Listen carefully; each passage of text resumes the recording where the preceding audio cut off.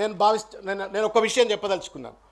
చాలాసార్లు మనం whenever we talk about reservations అనగానే అదేదో మెరిట్ ఎవరిదో సొత్తు అయినట్టుగా ఇవాళ చాలామంది రిజర్వేషన్స్ గురించి ఎందుకు మాట్లాడతారు, పాలిటిక్స్లో కానీ బ్యాంకుల్లో కానీ లేదా ఉద్యోగాల్లో కానీ ఎందుకు మాట్లాడతారు అని చెప్పని మాట్లాడుతూ ఉంటారు.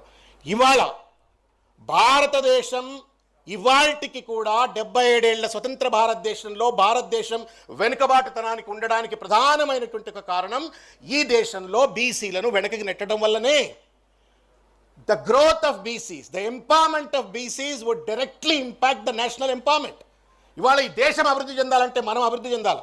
ఒకానొక కాలంలో ఉత్పత్తి కులాలం మనమే సమాజానికి దిశ నాగరికత ఇచ్చిన కులాలు ఇవాళ మనం వెనక్కి నెట్టివేయడం వల్ల ఇవాళ దేశం కూడా వెనక్కిపడ్డది. మనం కూడా అమెరికా లెక్క అవుతాం, మనం కూడా ఫ్రాన్స్ లెక్క అవుతాం, మనం కూడా లండన్ లెక్క అవుతాం. ఎప్పుడైతే మన వర్గాల వాళ్లకు సముచితమైనటువంటి ఒక న్యాయం, మన వర్గాల వారికి బడ్జెట్లో కావచ్చు లేకపోతే అన్ని రంగాల్లో కావచ్చు సముచితమైనటువంటి ఒక వాటా లభించినప్పుడు తప్పనిసరిగా దేశం దిశలో పోతుంది. కాబట్టి today when we are sitting here and then demanding for the empowerment of BCs, we are not asking for the empowerment of our classes, we are asking as a nation that is the nation wants to grow, we also must grow అనేటువంటి ఒక నినాదాన్ని ముందుకు తీసుకెళ్లాలని చెప్పి నేను కోరుతా ఉన్నాను. After all they will also release. నేను ఈ మధ్యకాలంలో ఏదో సెమినార్కి పోయినా, అదేదో ఎలీట్ స్టూడెంట్ సెమినార్. వాళ్ళు ఏదో మాటల రిజర్వేషన్ల గురించి మాట్లాడుతూ why would we need to have reservations in the system అంటే నేను ఒక మాట అడిగిందో ఆడపిల్ల, చూడమ్మా భారత స్వాతంత్రం వచ్చినాడు ఆడోళ్ళకి రిజర్వేషన్ లేవు, ఇవాళ 50% రిజర్వేషన్లు అన్ని కాలేజీలలో ఉన్నాయి, అన్ని ఉద్యోగాల్లో ఉన్నాయి. Just imagine if there would been no reservation for the women, ఆడవాళ్ళు కూడా వెనకపోయి ఉండేవాళ్ళు కదా. అదేవిధంగా ఇవాళకి కూడా 70%, 60-70% ఉన్నటువంటి ఒక బహుజనులకు ఇవాళకి రిజర్వేషన్లు ఇవ్వకపోవడంతో, సముచితమైన వాటా లభించకపోవడంతో ఇవాళ మనం దేశం వెనుకబడతా ఉంది. కాబట్టి దయచేసి నేషనల్ పర్స్పెక్టివ్లో చూడండి, ఒక కులపరమైన ఒక పర్స్పెక్టివ్లో చూడొద్దు అనే ఒక మెసేజ్ను తీసుకెళ్లే ఒక ప్రయత్నం చేసినాను. నేను చివరిగా ఒక విషయం చెప్పదలుచుకున్నాను.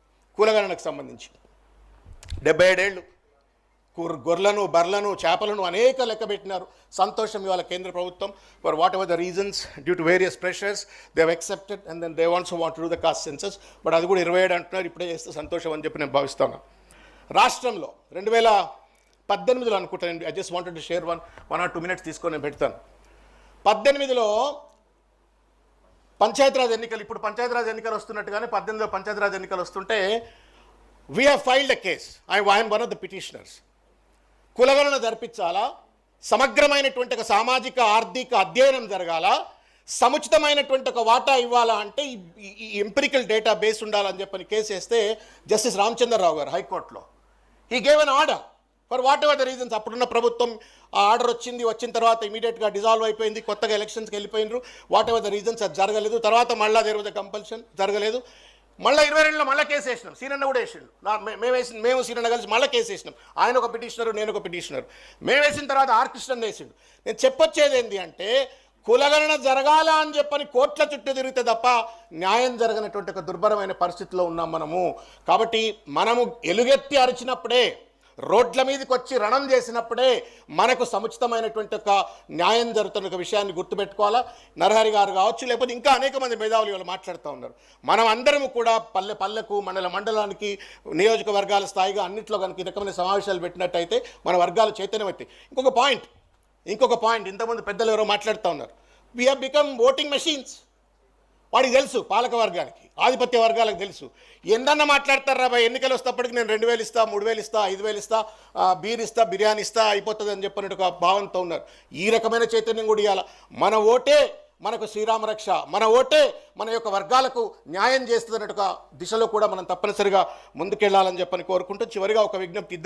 ఇవాళ మన తెలంగాణ లోకల్ బాడీ ఎలక్షన్స్ అంటా ఉన్నారు. 42% అన్నారు. అది ఎందుకు వచ్చిందో 42% నాకు తెలియదు. బట్ మనం 56% అన్నాం, 42% అన్నారు. అదన్నా పూర్తి స్థాయిలో అమలు చేయాలా. The consequence of the caste census must lead to implementation of the reservations in the local body. అది కనుక జరగకపోయినట్టయితే మరొక్కసారి బీసీ వర్గాలు దగాకు గురయ్యేటువంటి అవకాశం ఉంటుంది. కాబట్టి వేదిక పైన పెద్దలు కావచ్చు, ఈ కార్యక్రమాన్ని చూసేటువంటి ఒక పాలసీ మేకర్స్ కావచ్చు, దయచేసి నేను చేతులెత్తి నమస్కారం చేసి వేదిక తరపు నుండి కోరుతా ఉన్నాను. ప్లీజ్, మనం లేకపోతే మాకరీ అయిపోతుంది. వీళ్ళు కులగణన చేయించుకుంటారు రాబోయే, తర్వాత కాన్సిక్వెన్స్ గురించి ఏం అడగరు అని చెప్పని అనుకుంటారు. మనకు న్యాయం జరగాలంటే, కులగణనకు శాంక్టిటీ రావాలంటే ఇవాళ లోకల్ బాడీ ఎలక్షన్స్లో 42% ఇవ్వాలని చెప్పని కోరుకుంటూ చివరిగా అద్భుతమైన పుస్తకం రాసిన మీకు శిరస్సు వంచి శుభాభినందనలు తెలియజేస్తా ఉన్నాను, కృతజ్ఞత తెలియజేస్తా ఉన్నాను. Thank you. జై తెలంగాణ.